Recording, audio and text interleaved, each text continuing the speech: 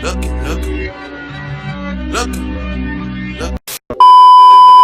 Man won't kill God. 2, 1. The devil will do it. Hey, you wanna see magic trick? There's a chart I saw recently that I can't get out of my head. A Harvard business professor and economist asked more than 5,000 Americans how they thought wealth was distributed in the United States. This is what they said they thought it was.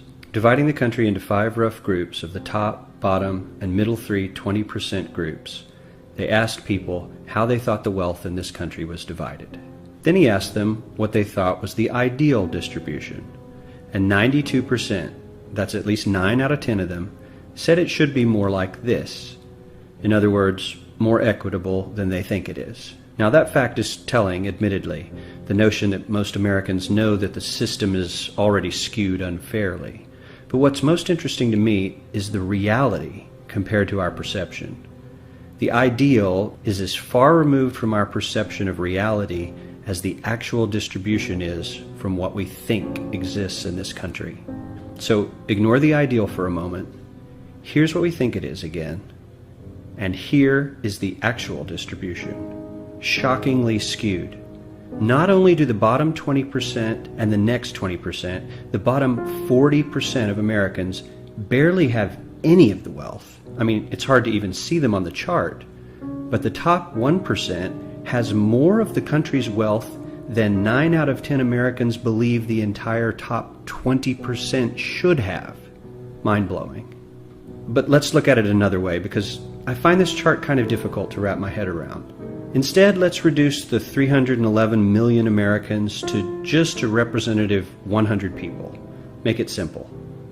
Here they are: teachers, coaches, firefighters, construction workers, engineers, doctors, lawyers, some investment bankers, a CEO, maybe a celebrity or two. Now let's line them up according to their wealth. Poorest people on the left, wealthiest on the right, just a steady row of folks based on their net worth. We'll color code them like we did before based on which 20% quintile they fall into. Now let's reduce the total wealth of the United States, which was roughly $54 trillion in 2009, to this symbolic pile of cash. And let's distribute it among our 100 Americans. Well, here's socialism, all the wealth of the country distributed equally. We all know that won't work. We need to encourage people to work and work hard to achieve that good old American dream and keep our country moving forward. So, here's that ideal we asked everyone about. Something like this curve. This isn't too bad. We've got some incentive, as the wealthiest folks are now about 10 to 20 times better off than the poorest Americans. But hey, even the poor folks aren't actually poor, since the poverty line has stayed almost entirely off the chart.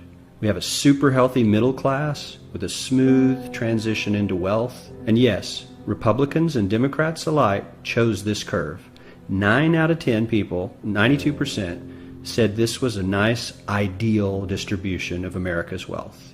But let's move on.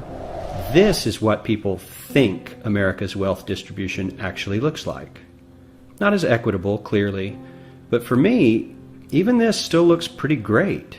Yes, the poorest 20 to 30% are starting to suffer quite a lot compared to the ideal, and the middle class is certainly struggling more than they were, while the rich and wealthy are making roughly 100 times that of the poorest Americans, and about 10 times that of the still healthy middle class. Sadly, this isn't even close to the reality. Here is the actual distribution of wealth in America. The poorest Americans don't even register. They're down to pocket change, and the middle class is barely distinguishable from the poor.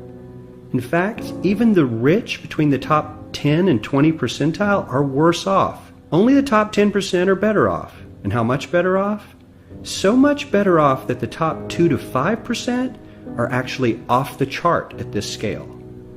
And the top 1%, this guy, well, his stack of money stretches 10 times higher than we can show. Here's his stack of cash, restacked, all by itself. This is the top 1% we've been hearing so much about. So much green in his pockets that I have to give him a whole new column of his own, because he won't fit on my chart. 1% of America has 40% of all the nation's wealth. The bottom 80%, 8 out of every 10 people, or 80 out of these 100, only has 7% between them. And this has only gotten worse in the last 20 to 30 years. While the richest 1% take home almost a quarter of the national income today, in 1976 they took home only 9%, meaning their share of income has nearly tripled in the last 30 years. The top 1% own half the country's stocks, bonds, and mutual funds. The bottom 50% of Americans own only 0.5% of these investments, which means they aren't investing.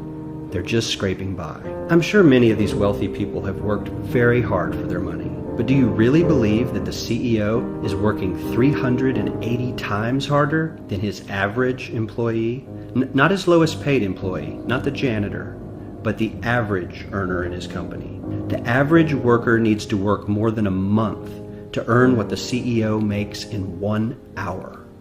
We certainly don't have to go all the way to socialism to find something that is fair for hardworking Americans. We don't even have to achieve what most of us consider might be ideal. All we need to do is wake up and realize that the reality in this country is not at all what we think it is. Y'all haters corny with that Illuminati mess. Yeah, no. Who is it?